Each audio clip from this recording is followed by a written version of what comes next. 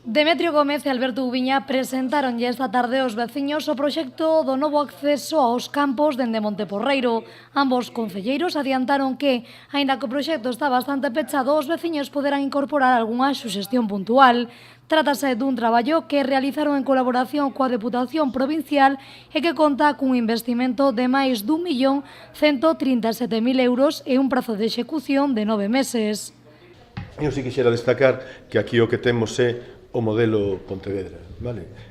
Trazamos un vial urbano que prioriza a mobilidade peonil e ciclista e que, ademais, para iso ten o tráfico calmado. Unha vez que rematen con todo o proceso administrativo, o Concello iniciará os trámites de contratación e licitación do proxecto, que poderá iniciarse cara a finais do ano que ven.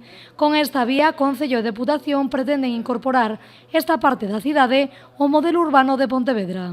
O obxectivo, xa vos lo decía antes, calmado de tráfico, mellorar a seguranza viaria e conectar esta zona de Monteporreiro, Mourente, os campos, como que iramos chamarlle, coa cidade. Un proxecto que inclúe expropiacións de 31 propiedades, ningunha delas vivendas e soamente un galpón.